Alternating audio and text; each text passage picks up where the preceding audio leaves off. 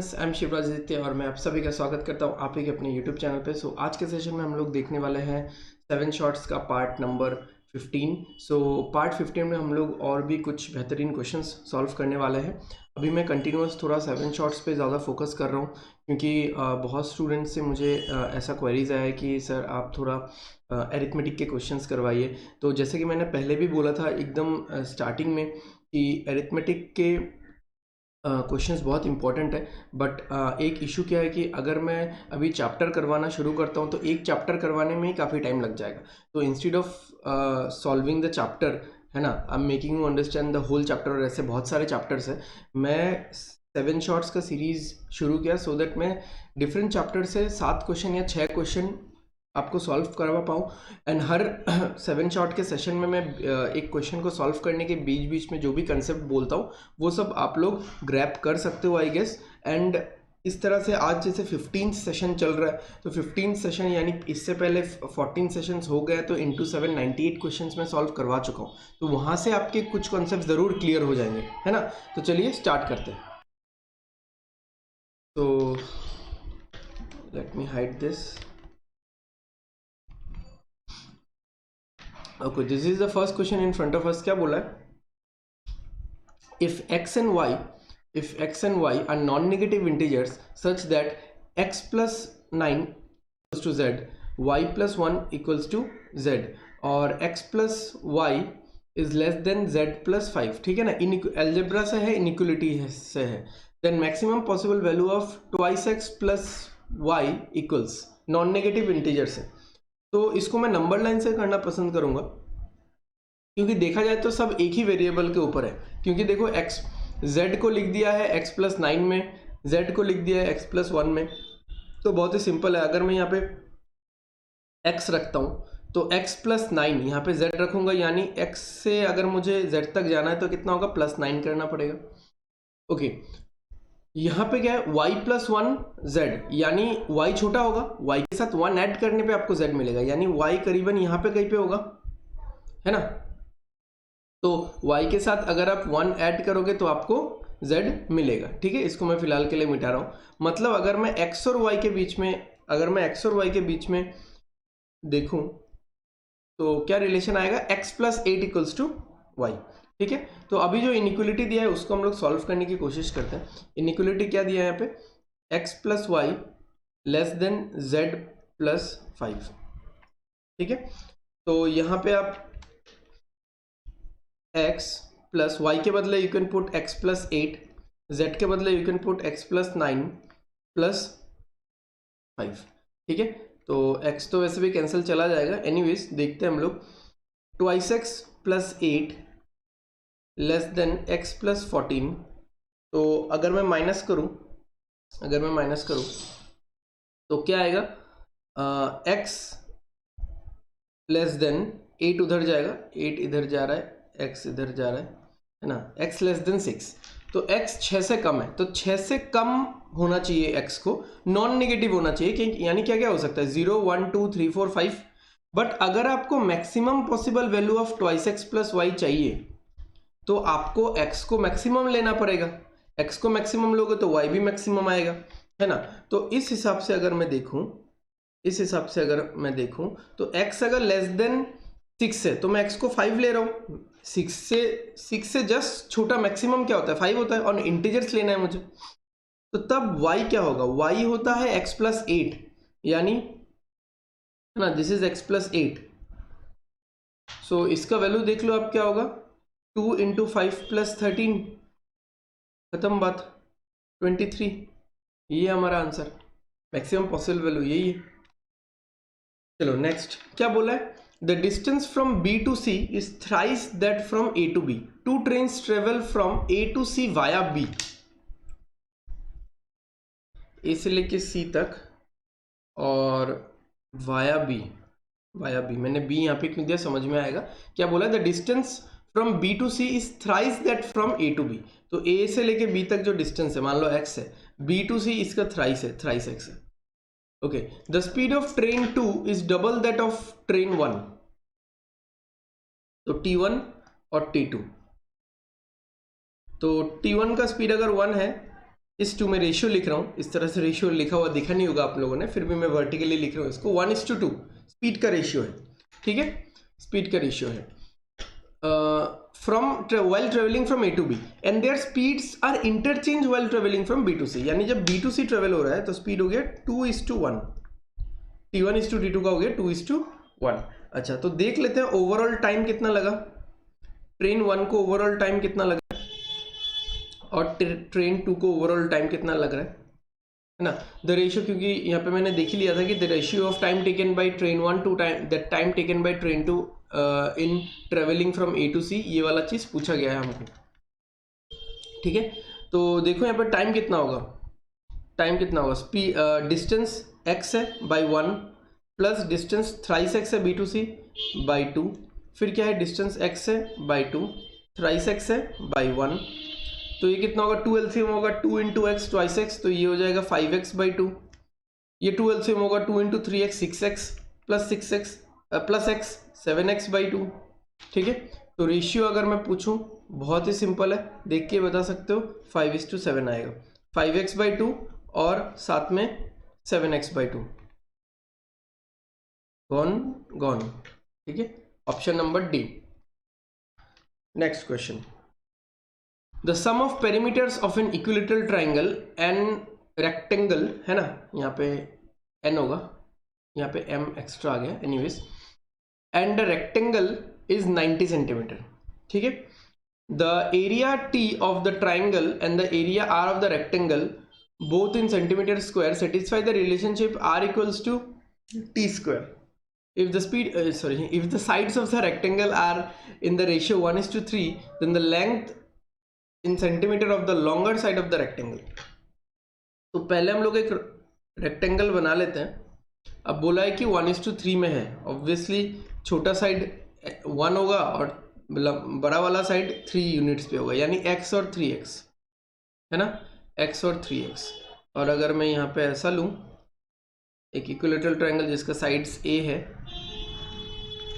तो यहाँ पे आपको बोला है, यहाँ पे आपको बोला है कि एक तो रिलेशन ये है, इस पे हम लोग बाद में काम करेंगे, कि 8x is the perimeter. Perimeter का फॉर्मूला क्या होता है, पेरीमीटर का फॉर्मूला क्या होता है, twice L plus B। L कितना है, L कितना है थ्राइस x, B कितना है x 4x इंटू 2, तो 8x प्लस 3a, इसका पेरीमीटर कितना 3a। पेरीमीटर क्या होता है, sum of all the sides, so sum of the perimeter of equilateral triangle and a rectangle is 90। तो we will work on this later on, है ना, इस पर हम लोग बाद में काम करेंगे। नेक्स्ट, हाँ, अब यहाँ पे क्या बोला है, यहाँ पे क्या बोला है, जो रेक्टेंगल का एरिया है वो ट्राइंगल के एरिया का स्क्वायर है, मतलब न्यूमेरिकली अगर देखा जाए तो इसका एरिया कितना 3/4a², ये आपको याद रखना है। इक्विलेटरल ट्रायंगल का एरिया होता है √3/4a², ठीक है।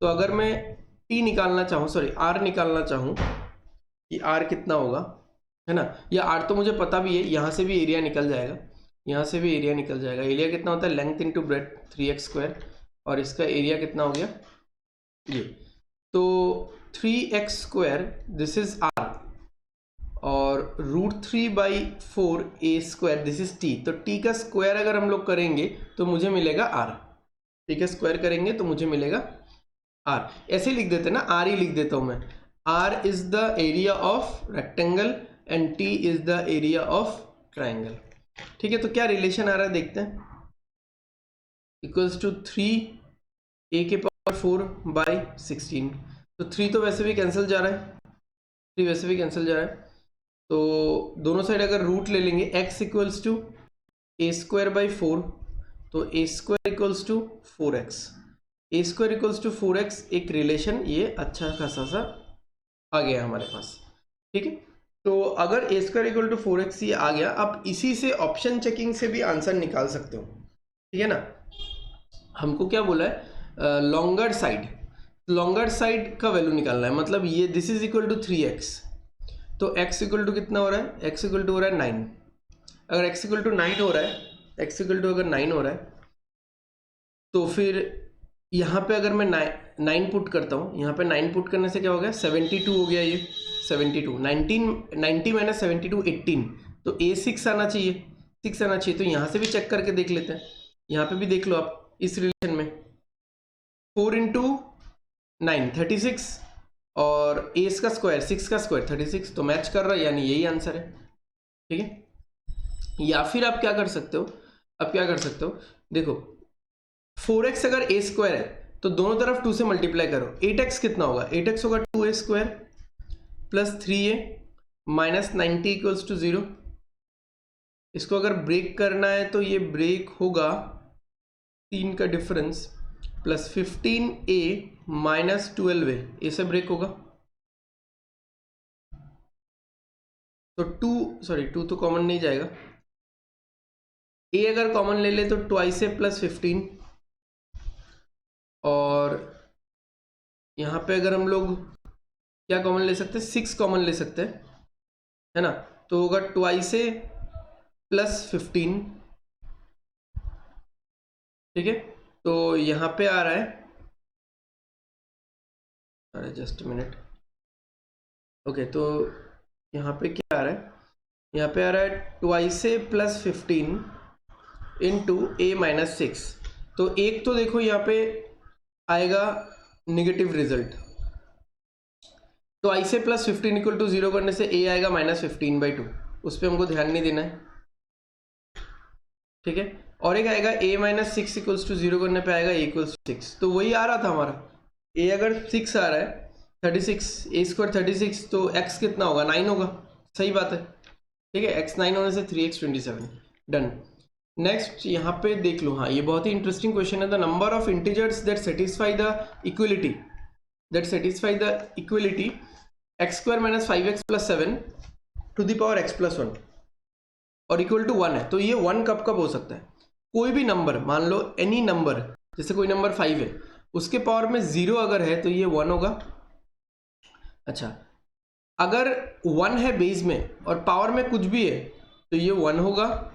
और कब कब हो सकता है, अगर -1 है और अगर पावर में इवन है तब भी इसका आंसर 1 होगा। तो इन तीनों केसेस में ये हो सकता है। तो एक तो हो गया कि देखो यहाँ पे कुछ भी नंबर हो सकता है, तो वो तो हम लोग डील नहीं कर सकते। हाँ, पावर में जीरो होने के लिए x प्लस 1 इक्वल्स टू 0 होना पड़ेगा, तो x इक्वल टू -1। एक तो मुझे ये रिजल्ट मिल चुका है, x इक्वल्स टू -1। अब x इक्वल टू -1 पुट करने पे ये 0 तो नहीं हो जाता ना, एक बार चेक कर लो, -1 इसमें पुट करेंगे कितना आएगा, हाँ 0 तो नहीं होगा, ठीक है, -1 है ना, 0 कभी भी नहीं होगा ये, क्योंकि 0 के पावर में 0, फिर वो मतलब कैसा ही लगेगा। चलो ओके, एक रिजल्ट यहाँ पे आ गया, 1 के पावर में कुछ भी, यानी एक्स स्क्वायर, ये यहाँ पे किया हमने, x square minus 5x plus 7 this is equal to 1 आ रहा है, और 1 के पावर में कुछ भी अब 1 आएगा, तो यहाँ पे आएगा x square minus 5x plus 6 equals to 0, तो x minus 2 into x minus 3 equals to 0, तो x equal to 2,3, x equal to 2,3। ठीक है, इतना सही है। चलो ये तो हो गया, 2-3 वैल्यूज आ गए, और एक अगर ये -1 है और ऊपर में अगर कोई इवन है, तो इवन को तो हम लोग बाद में देखेंगे, पहले देख लेते हैं ये अगर -1 है, तो x square minus 5x plus 7 equals to, अगर -1 है तो x square minus 5x plus 8 equals to 0। तो 8 को मैं कैसे ब्रेक करूं कि 5 आए, प्लस में 5 आना चाहिए, 8 ब्रेक होगा 4 और 2 में ना, तो 4 और 2 से तो 6 आएगा, और 8 ब्रेक हो सकता है 8 और 1 में, 8 और 1 से 9 आएगा, ये नहीं ब्रेक हो सकता। मतलब ब्रेक होगा मतलब नॉन इंटेजर्स आंसर मिलेगा, नॉन इंटेजर्स मिलेगा मुझे, तो ये हमारे लिस्ट में है ही नहीं, ठीक है ना, तो इसको हमारे लिस्ट से बाहर कर दो, इसको हमारे लिस्ट से बाहर कर दो, तो यही 3 वैल्यूज है, -1, 2 और 3, तो ऑप्शन सी होगा आंसर। ठीक है, चलते हैं नेक्स्ट क्वेश्चन पे। Two circular tracks T1 and T2 of radii 100 meter and 20 meter respectively touch at a point A. Starting from point A, at the same time Ram and Rahim are walking on track 1 and track 2 at speed 15 km per hour and 5 km per hour respectively. The number of full rounds that Ram will make before he meets Rahim again for the first time. ठीक है, तो ये एक बड़ा वाला track है जिसको मैं T1 बोल रहा हूँ, और ये एक छोटा वाला ट्रैक है जिसको मैं T2 बोल रहा हूँ. ठीक है, तो इसका रेडियस है 100 मीटर, इसका रेडियस है 20 मीटर. ठीक है, और this is the point of intersection, तो नहीं बोलूंगा, this is the point of contact. ठीक है, तो ये पॉइंट ए. अब राम क्या करता है, राम का स्पीड ज्यादा है, राम क्या करता है 15 मीटर किलोमीटर पर आवर से भागता है, और रहीम 5 किलोमीटर पर आवर से भागता है. ठीक है, अब ये दोनों मीट कब करते हैं, तो बहुत ही सिंपल लॉजिक है इसका. हम लोग क्या करेंगे, हम लोग ये कैलकुलेट करेंगे कि एक पूरा राउंड मारने में राम को कितना टाइम लगता है. टाइम निकालेंगे हम लोग किसका, राम का, और एक पूरा राउंड मारने में रहीम को कितना टाइम लगता है, और उनके टाइम का एलसीएम ले लेंगे कि बार बार वो लोग उसी टाइम फ्रेम में मिलते रहेंगे. ठीक है, तो डिस्टेंस क्या है देख लो, डिस्टेंस क्या है देख लो, डिस्टेंस 2 पाई आर है, सर्कल का सरकमफेरेंस 2 पाई आर कितना है 100, डिवाइडेड बाई स्पीड कितना है 15. अभी कुछ लोगों को लग रहा होगा 100 तो मीटर में है, 15 किलोमीटर पर आवर में. फिलहाल मैं इसमें कुछ टच नहीं कर रहा हूँ. ठीक है, फिलहाल मैं इसको कुछ टच नहीं कर रहा हूँ, इसको ऐसे ही रहने दो. Even I am not interested in like मैं इसको इंटू 10⁻³ करूँ. ठीक है, I am not interested in that, क्योंकि मुझे आंसर नहीं निकालना, फाइनली मुझे कंपेयर करना है. तो आप देखते रहो, आपको समझ में आ जाएगा. 2 पाई इंटू 20 डिवाइडेड बाई 5. अगर मैं इन दोनों के टाइम का कंपैरिजन करूं, तो टाइम का कंपैरिजन मतलब रेशियो बेसिकली, तो ये 2 पाई गॉन. ठीक है, ये हो जाएगा 20/3, 5 से कैंसिल करेंगे इसको. चलो इसको कैंसिल नहीं करते, ये तो 20/5 लिखा ही हुआ है. ठीक है ना, तो 20/3 राम का टाइमिंग आ रहा है, 20/5 इसका टाइमिंग आ रहा है रहीम का. कैंसिल करेंगे, ये इधर आएगा, ये इधर जाएगा, तो 5 इंटू 3. ठीक है, 5 इंटू 3. तो राम को अगर 5 यूनिट लगता है यहाँ पे आने में पॉइंट ए में, रहीम को लगता है 3 यूनिट, मतलब 5 घंटा लगता है. एक साथ स्टार्ट कर रहे हैं ना, तो फिफ्थ एक साथ मान लो 10 बजे स्टार्ट कर रहे हैं, एक साथ मान लो 10 बजे स्टार्ट कर रहे हैं सुबह को, तो 5 यूनिट और 3 यूनिट. तो मैं इसको 5 मिनट 3 मिनट से समझाता हूँ. राम आता है 10:05 को, 5 मिनट बाद आता है, फिर 10:10 को आएगा, फिर 10:15 को आएगा. ठीक है ना, ये राम का है, फिर 10:20 को आएगा. ठीक है, और रहीम क्या होता है, 10 बजे स्टार्ट होता है, रहीम ए पे घूम के आ जाता है 10:03, 10:06, 10:09, ऐसा हर 3 मिनट बाद आता है, 10:12, 10:15. ठीक है, तो आप खुद देख सकते हो कि फर्स्ट वो लोग कब मिल सकते हैं, फर्स्ट वो लोग कब मीट करेंगे, 10:15 को, यानी आफ्टर 15 मिनट्स. ठीक है, आफ्टर 15 मिनट्स. तो अगर 15, ये 10:15 पे ये कॉमन आ रहा है, और फॉर द फर्स्ट टाइम, तो तब तक how many number of full rounds Ram will make. 10:15 तक राम कितना फुल राउंड मार देगा, एक फुल राउंड मारने में 5 मिनट लगता है, 1 2 3 फुल राउंड राम मार देगा. ठीक है, चलो चलते हैं सेकंड लास्ट क्वेश्चन पे. John takes twice as much time as Jack to finish a job.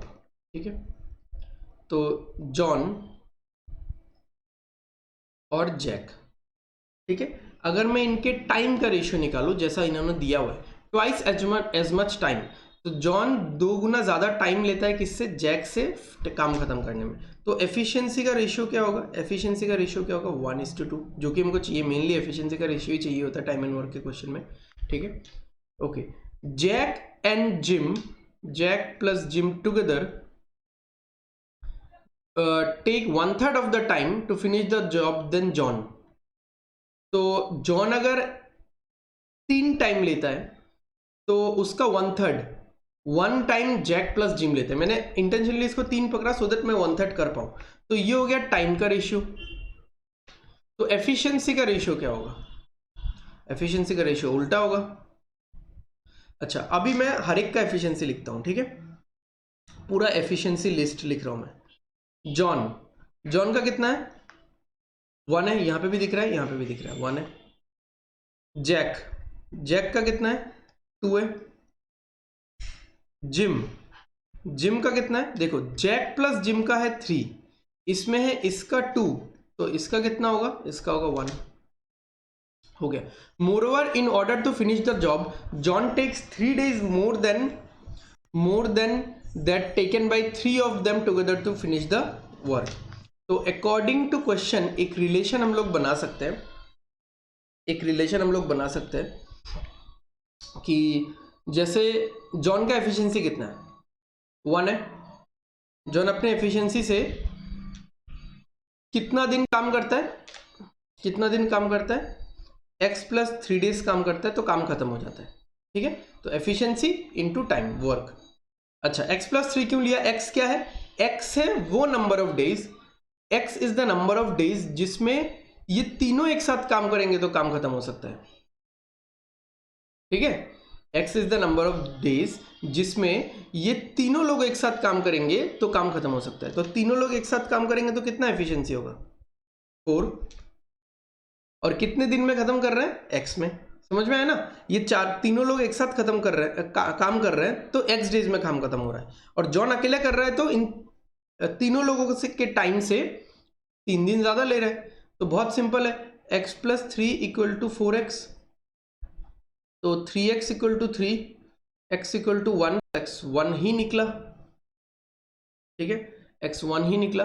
अच्छा, in how many days Jim will finish the work, तो टाइम निकालना है आपको किसका, जिम का। अगर आपको जिम का टाइम निकालना है, टाइम कैसे निकलता है, time is equal to total work by efficiency. Efficiency किसका लेंगे, जिम का ही लेंगे, क्योंकि टाइम तो जिम का निकाल रहा है। तो टोटल वर्क कैसे निकलता है, टोटल वर्क आप कहीं से भी निकालो, देखो ये है टोटल वर्क, ये है टोटल वर्क, ठीक है। तो यही से ले लो 4,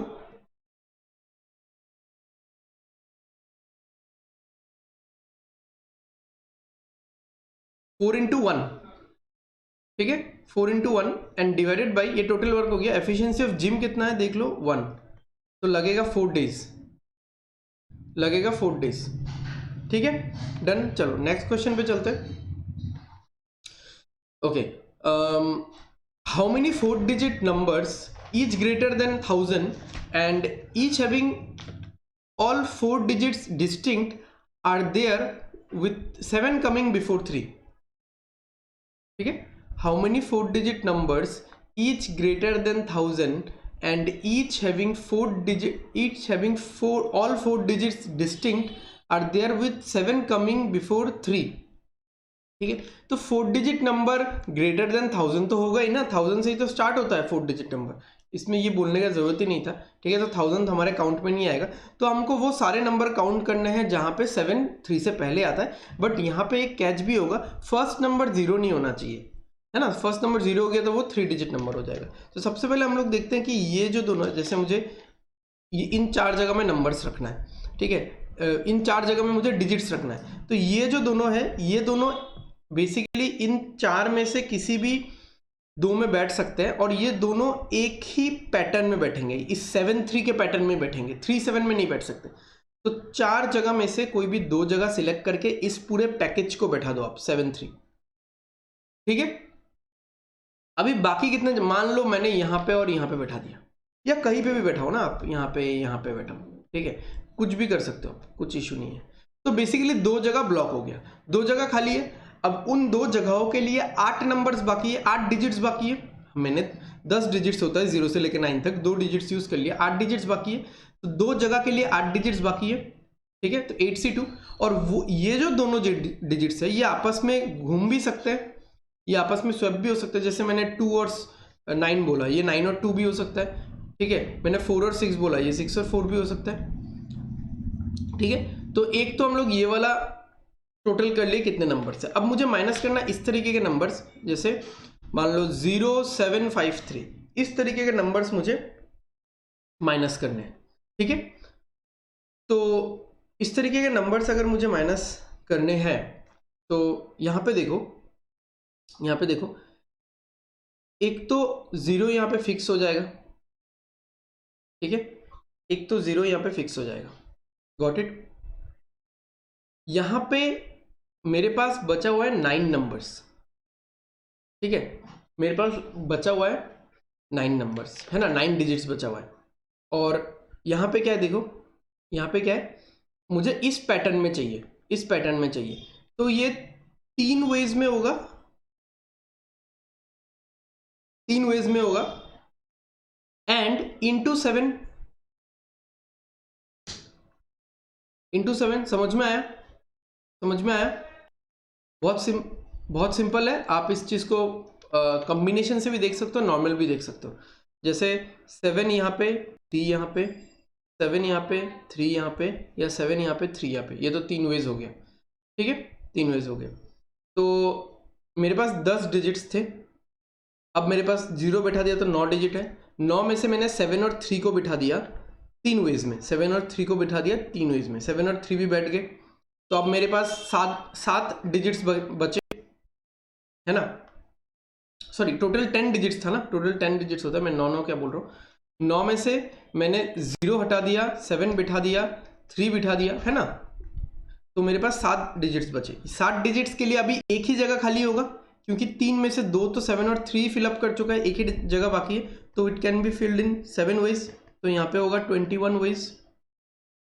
तो अब इसका आंसर निकालो, 4 फैक्टोरियल कितना होता है, 24 divided by 2 factorial into 2 factorial.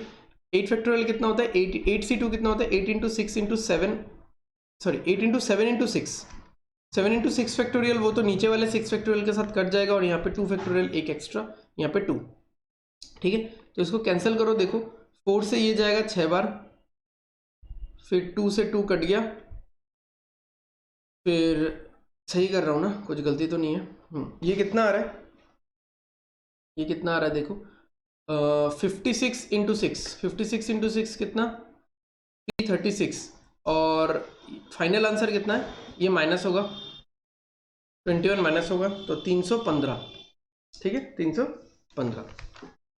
I hope आपको सेशन अच्छा लगा होगा, ठीक है।